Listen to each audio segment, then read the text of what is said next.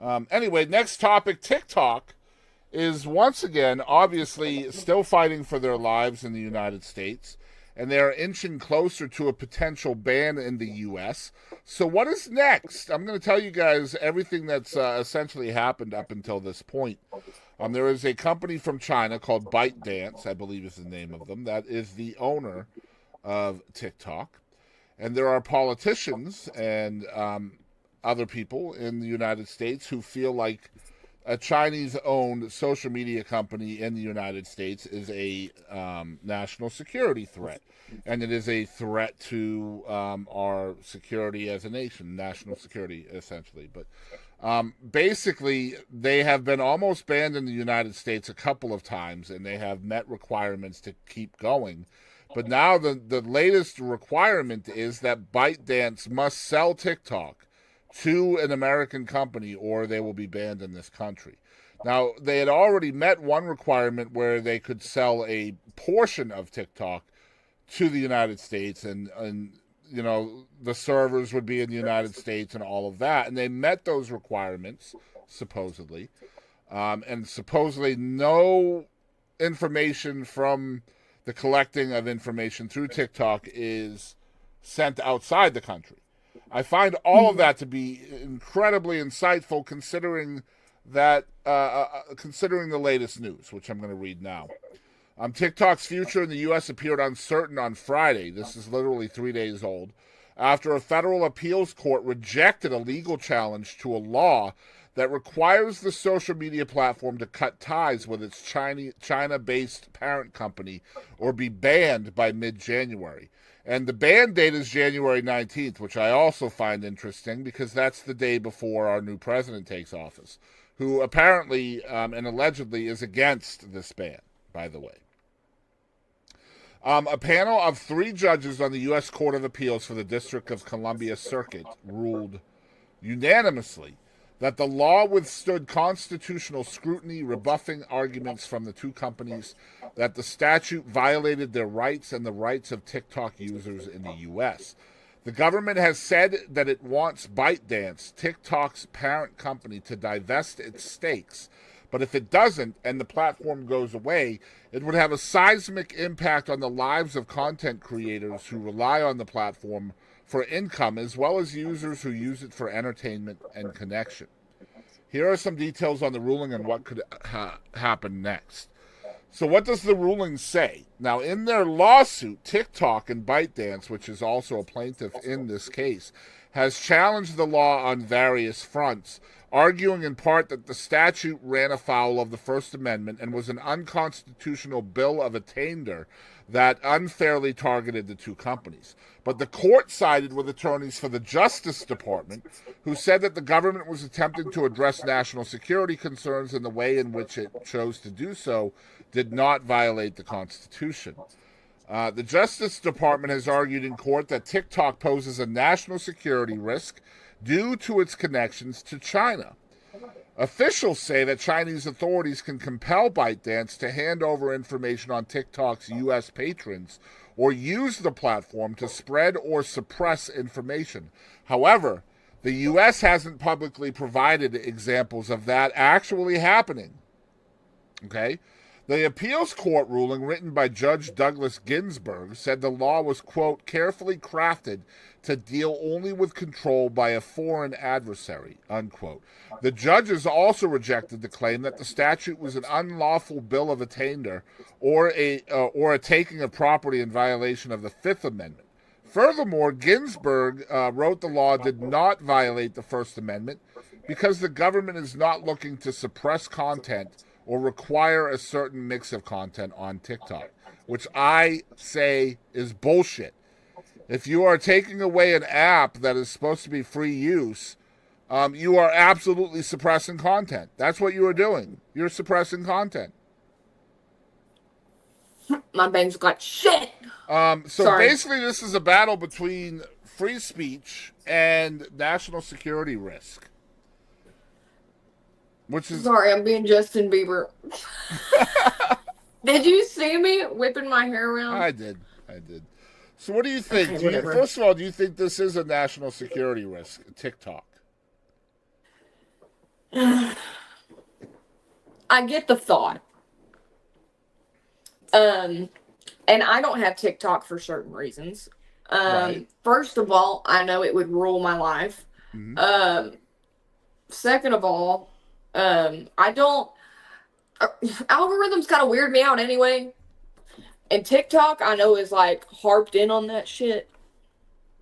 And like, I don't know. I like to see, like, I like going on YouTube as a guest and Yes. just seeing shit. Right. I don't want everything to be like, this is what you like, right? And I can do that, on like Instagram and Facebook and shit. Where TikTok, I feel like I just, So I don't know. here's I feel my like it deal, reads my right? brain too much. Facebook or Meta, whichever way you want to say it, Meta. Let's Yeah. say Meta. Meta was proven to have sold our information to people, Yeah. to other people. They were selling our information to other people, and they were fined hundreds of millions of dollars, right? Mm-hmm. Because the U.S. government proved that Meta was selling our information to other people. Mm-hmm. My issue with this is it says right here in their own argument that they do not have proof Yeah. that anything is being sold back to Yeah. the parent company, which is ByteDance. Like nothing is being sent over there. There is no proof of any kind of violation to the Constitution. But here's my other issue. I don't think freedom of speech covers your ability to use any app whatsoever. Nope. Like, for example, I see so many people talk about, Facebook and Twitter and other places, Instagram, trying to suppress freedom of speech by, fact checking and Yeah. suppressing content and, hiding posts, shit like that. And that's not in my opinion, it is not a violation of freedom of speech because everybody signs the terms of service when they go on that app. Yeah. You're essentially signing away your freedom of speech by agreeing to those terms of service. And I feel the same way about TikTok. So, like, the defendants in this case who are arguing that the ban to TikTok is too much, I don't think freedom of speech is enough for that. I just don't. Yeah. Because I don't think people are free from, I don't think freedom of speech applies to an online app with a terms of service agreement. I will say, because you mentioned January 19th, I mean, we'll see, but I will say Trump is saying that all this, like he's going to want to keep TikTok. Mm-hmm. Because he is big about freedom of speech. And I did see something where he was like saying they're going to make it to where they don't fact check anything unless like it's like reported or some shit like that, to where it won't be like hidden from your feeds and stuff. Right. Which I like that. But we have a comment from because Twitch. The senator of Kentucky, Rand Paul, who is on the board of national security, who fights for freedom of speech and less government intervention, claims that TikTok will not and never be banned. Too many people use it and even earn money from it. The problem with that is our legislative branch and our executive branch do not have any say in this, Josh, whatsoever. This is all in judicial now, right? So I don't care how many boards a senator or a representative sits on. It doesn't matter. This is all the U.S. District Court unanimously upheld this ban. And so now at this point in time, let's find out what happens next. And I'll tell you what happens next. TikTok and ByteDance are expected to appeal, obviously, this ruling. And the only place they can appeal this ruling now is to the Supreme Court. But it's unclear at this point in time whether the higher court will take the case. Now, again, this ban will go into effect on January 19th if one of two things happens. Either A, the Supreme Court can decide not to rule on this case. Actually, there's three things that can happen before the 19th. Number one, the Supreme Court could decide not to rule on this case, in which case the ban would be upheld. Number two, they can decide to uphold the ban, and in which case the ban would be upheld. Or three, they could decide to pause the ban until they decide whether or not they want to take on the case or decide the case or whatever, argue the case.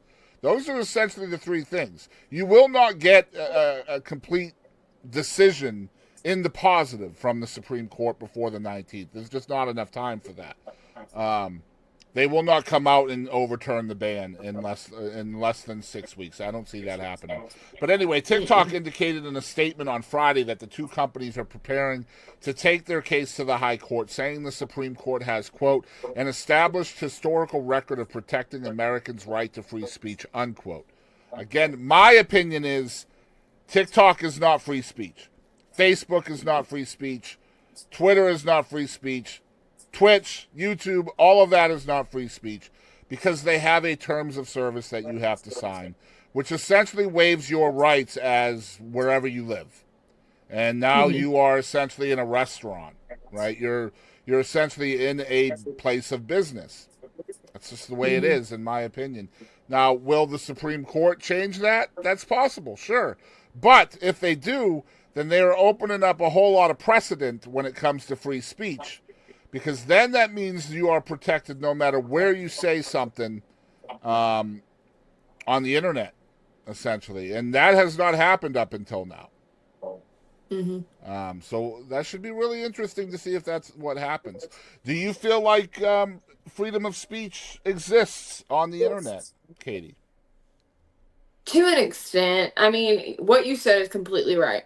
Completely right. There's rules, there's regulations, blah blah blah, on everything. Because I mean, it's like when you go buy a car. I mean, you gotta read all the whole contract, agree to this, agree to that.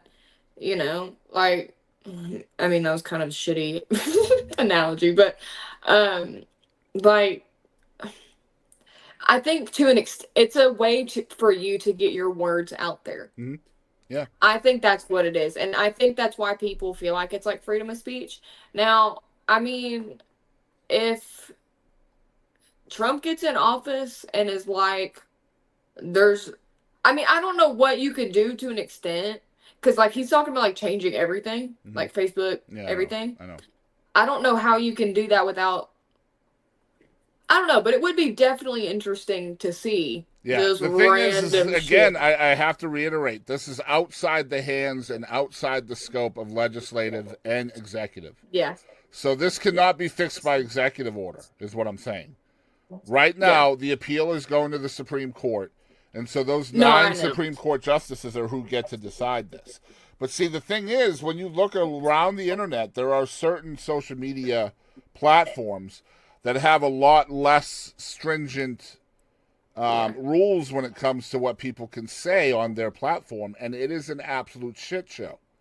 I'm not going to name platforms, but there's a whole lot of misinformation and disinformation out there that is not being checked. That is complete bullshit, and it's a danger to society. And that's like, I think it could both be a good thing and a bad thing. It could be. Yeah, there's a lot riding on this, that for sure. A lot more than just TikTok. A lot more than just TikTok. Because this is whatever this ruling is going to be, is going to set the precedent for all of the other platforms out there that say that freedom of speech does not apply to their platform. So it should be interesting.